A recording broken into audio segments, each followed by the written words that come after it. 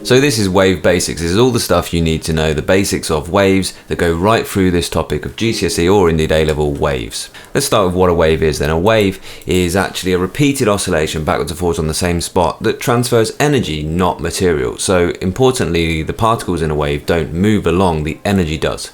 They vibrate on the spot. There's loads of ways you can show that. So the wave speed equation is a really important idea in waves topic. Okay, it's the most important equation in this topic. Wave speed is frequency times wavelength.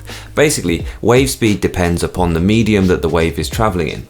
So for example, the speed of sound is always fixed in air. The speed of light is fixed in a vacuum. But the frequency and the wavelength therefore are inversely proportional to each other. So if you increase the frequency, you decrease the wavelength. If you double the frequency, you halve the wavelength. That's the wave speed equation. And lastly, the ability to draw a neat wave. So these are sine waves that we're talking about. So let's start by doing that. Let's start by trying to draw our neatest wave. Why don't you pause the video here and on a bit of paper, draw your neatest wave. It's going to look something like this. These are sine waves. All waveforms correspond to what we call a sine wave form. Don't forget to subscribe and ring the bell because other channels cover the content, but I'm going to help you get the grade 9. In this video I'm going to go through all of the basics of waves, including how to use the wave speed equation. Wave speed is frequency times wavelength, so if you double the frequency, you halve the wavelength.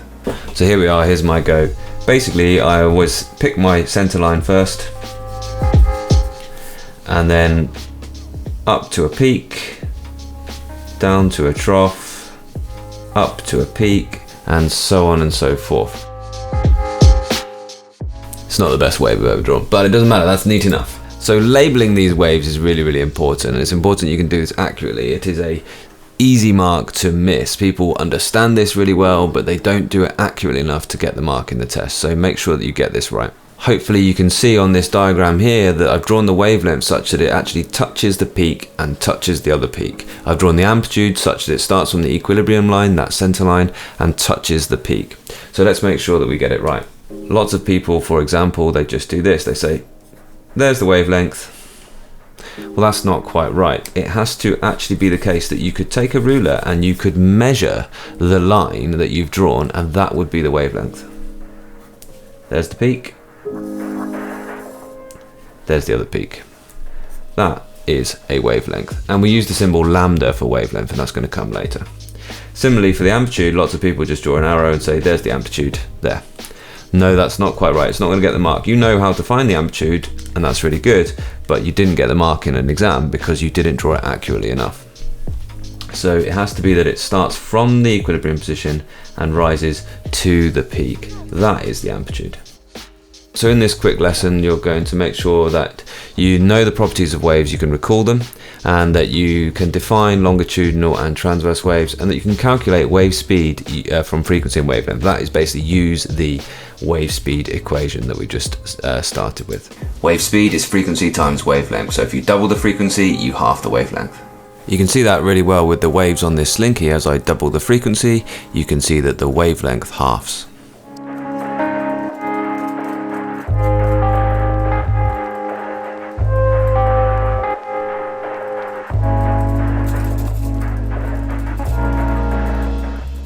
Firstly, how can you actually measure waves? You or your teacher probably have used a slinky to demonstrate waves at some point. I want you to really think about how you could measure things on that slinky, how you could measure the wavelength and how you could measure the frequency, right? If the wavelength is peak to peak on a slinky, it might not be appropriate to use a meter ruler because it might be too large for that. If something's over a meter, you'd use a tape measure. It might be that actually your wavelength was short enough to measure with a meter ruler, but in any case, you measure wavelength with a meter ruler from a peak to a peak. How could you measure the frequency? Well, the simplest way at GCSE that people find to measure the frequency of something that is quite a few times per second is to actually time 10 seconds and then count how many full waves there were. So count how many times you see a peak and then divide that value by 10. There is another way you can measure the time period by actually timing 10 full waves and then doing the inverse of that and measuring the frequency in that way, but that will come later on in this PowerPoint, the idea of frequency and time period being related. So how do you measure these waves is a full required practical PAG that you need to do in GCSE, and essentially it comes down to being able to measure wavelengths and being able to measure frequencies. So you can measure the wavelength using a stroboscope, and a stroboscope is like a flashing light that you can actually sync up to the wave. I've got a knob to adjust the frequency of a strobe light, and I've just synced that strobe light. So the little light that you can see at the bottom is always turning on and off at the same as the frequency of the waves. And if I increase the frequency, you can see the wavelength decreasing. So once you've got the stroboscope, the flashing light synced up to the frequency of the wave, then it appears paused, and that allows you to take more accurate measurements of the wavelength. That is especially appropriate when you're using a ripple tank, and there's a full video about how to measure frequency and wavelength on a ripple tank that is linked up here. With frequency, it's really hard to count how many waves are in 1 second, because 1 second is a short period of time. So what we do is we time for 10 seconds and we count how many waves are in 10 seconds and divide that value by 10 to give us per second. Now, what you should see in this practical is that frequency times wavelength is a constant, and that constant is the wave speed. If you wanted to, these are some jumbled up meanings and keywords, so you could pause the video now and you can actually have a go at that. Here are the meanings, and this is really important, that you get the meanings, the definitions of things in physics exactly right. Wave speed is how far a wave travels every second, it's meters per second. Frequency is the number of waves per second, the number of full wave cycles in any unit of time, but we use per second. It's measured in hertz, which is equivalent to waves per second. The wavelength is the distance from one point on one wave to the exact same point on another wave. So normally we would measure that from peak to peak. Time period is the time taken for one full wave cycle, and that is inverse the frequency. So if you have 1 wave per second, then it takes 1 full second to do a full wave. If you have 2 waves per second, it takes half a second to do a full wave. The amplitude is the height of the wave, or the maximum displacement from an equilibrium position of any one given particle. Longitudinal and transverse waves. Well, firstly, sound is a really good example of a longitudinal wave. Longitudinal waves have oscillations parallel to the direction of wave energy transfer. So you can see the way that I've drawn the arrows down there. The oscillation is the same direction as the direction of the energy of the wave. The air particles are still moving backwards and forwards on the spot. They aren't moving along, but they are oscillating in the same direction, parallel to the direction of wave energy transfer. All longitudinal waves are characterized by regions of high pressure and low pressure. We call a high pressure region a compression and a low pressure region a rarefaction. Light is a really good example of a transverse wave. A transverse wave has peaks and it has troughs. And importantly, the definition of a transverse wave is that the oscillations are perpendicular to the direction of wave energy transfer. So hopefully you've noticed in both longitudinal and transverse waves, the way we've defined them is by comparing the direction of the oscillation with the direction that the wave is moving, the direction the wave energy transfer is going. Lots of people say the waves are perpendicular to the wave energy transfer. That doesn't make any sense. The wave is the movement of that energy, but the oscillation is the oscillation, the motion, the vibration of the individual particles. The wave speed equation is a really important thing to get your head around. We use V as F lambda. Wave speed is frequency times wavelength. So that Greek kind of upside down Y symbol is a lambda that we use to mean wavelength. Essentially, this equation means that frequency and wavelength are inverse one another. They are inversely proportional to each other. If you double the frequency, you halve the wavelength. If you double the wavelength, you halve the frequency. Because wave speed is constant in any given medium. So here's some 4 examples. The speed of light is always 3 times 10 to the 8. That's 300 million meters per second. That's fixed. That's actually fixed everywhere in the universe. There's a very important constant there. But in a vacuum, it's always 3 times 10 to the 8 meters per second. The speed of sound in air at 20 degrees C is 343 meters per second. At 0 degrees C, it's 300 meters per second. So the speed of sound is fixed at any given temperature in air. So here's a really simple bit of practice on how to actually measure a wavelength from a diagram. Have a little pause of the video and have a go if you like. So for A, that is 1 full wave cycle. If you count how many full wave cycles there's been in each of these diagrams, that's the way to do it. Rather than thinking about counting the peaks, count the number of full wave cycles that you have. There's 1 full wave there, and that's representing 16 meters, so the wavelength is 16 meters. For B, there's 2 full wave cycles taking up a space of 10 meters, so each wave has a length of 5 meters.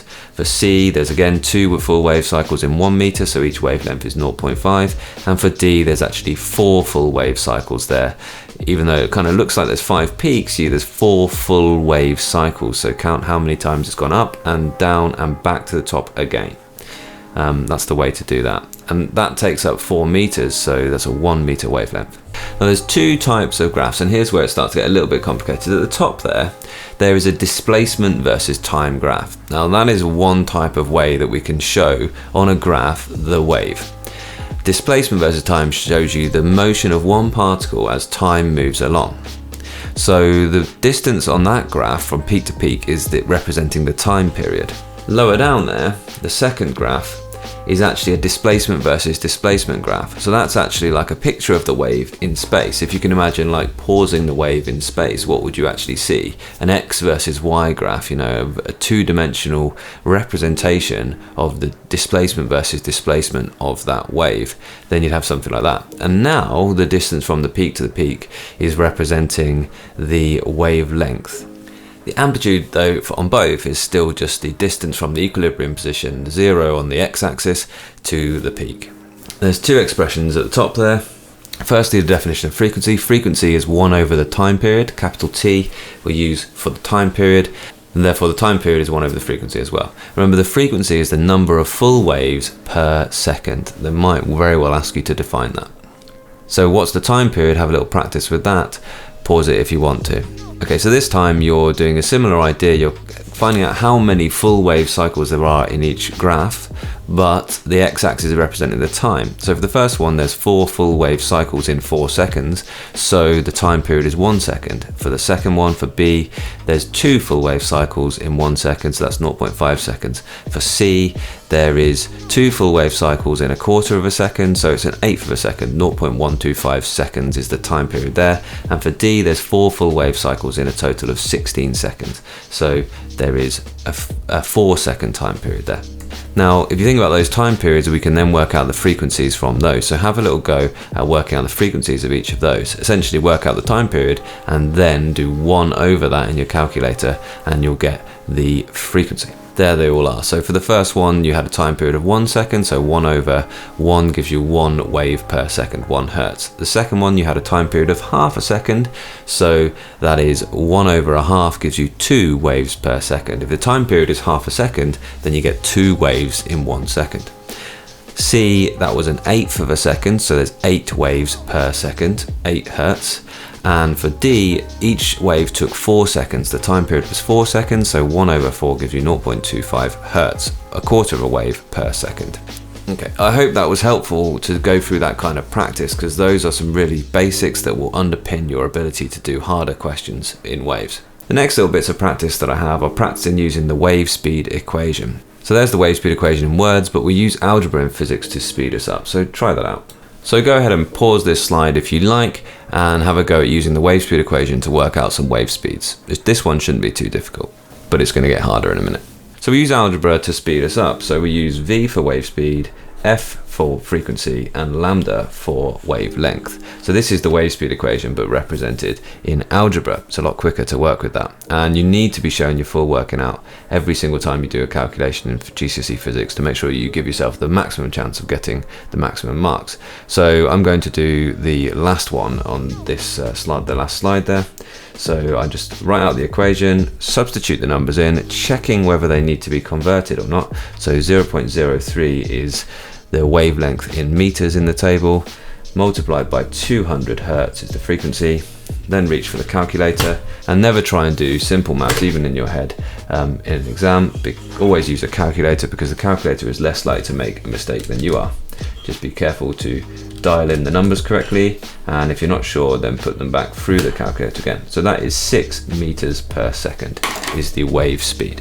So here are the answers to that exercise. I hope you got these ones all right.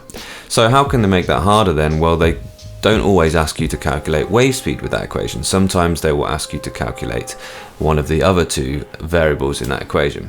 So, for example, they could ask you to calculate frequency or wavelength. Why not pause the video and have a little go just now? Again, I'll do the last one if you're not sure. Again, we start every single calculation by writing out the equation that we're going to use. Now the simplest way to work with this, most people prefer this, is to substitute the numbers in first and then do the rearranging afterwards, because that's more like the way you've been taught to use algebra and maths. But some people like to rearrange first, so it's completely up to you. So the wave length is 5 meters, and I'm just checking before I put it in that that is actually in the correct units. And the wave speed is 4.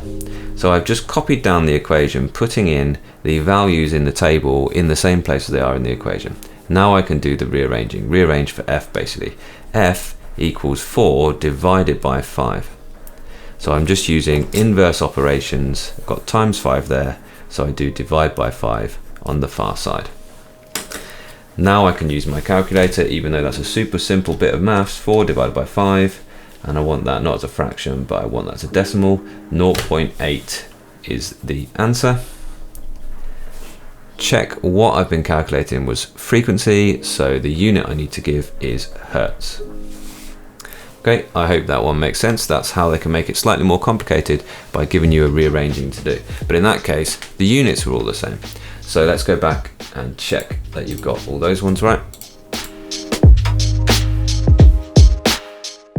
So the last slide gives you some more tricky ones. There are some unit conversions and there is some standard form, because with light especially, we have very, very high frequencies and we have very, very short wavelengths and we have very high wave speeds. So I want you to also to practice using the times 10 to the button on your calculator to make this really, really straightforward. Pause the video here and have a little go with these calculations. These are legitimately hard wave speed calculations. So I'm going to do the middle one there because you've got 700 nanometers, and nano means times 10 to the minus 9, and you've also got the wave speed being 3 times 10 to the 8. So exactly the same way, even though it's more complicated, start by writing out the equation. Then think, what information do I have? So I've been told the wavelength, lambda, is 700 nanometers. Before I do anything with it, I'm going to convert it into meters. And I'm just going to use the prefix nano times 10 to the minus 9 meters. Now I can use that as one number, which I can really easily type into my calculator using the times 10 to the button, this one. The other bit of information I've been given is v, the wave speed, which is the speed of light, which is 3 times 10 to the 8 meters per second. Now that doesn't need converted, but I've got it there ready to go. Now I'm going to substitute these two numbers into my equation, and then I'm going to rearrange for frequency. So 3 times 10 to the 8 is the wave speed, equals f, that's what I want to work out, times by 700 times 10 to the minus 9 meters. Rearrange for f, so frequency is 3 times 10 to the 8 divided by 700 times 10 to the minus 9. And now I reach for the calculator and I can just type that all in using the times 10 to the button. So just check that you actually typed in everything correctly, and I know that I make errors sometimes with these powers here, so I just double check that. So this is 4.28 blah blah blah blah. Right, I'm going to round that to two significant figures. 4.3 times 10 to the 14, that's the number. And what am I worked? I've worked out frequency, so it's 4.3 times 10 to the 14 hertz. I hope that all makes sense. That's some of the more tricky wave speed calculations, and here are the answers for you to check through. Thanks very much for watching. That is all of the wave basics, the stuff that you're going to need to know like the back of your hand so you can apply throughout this topic on waves. If you got that, if that was useful, just comment boom in the comments below.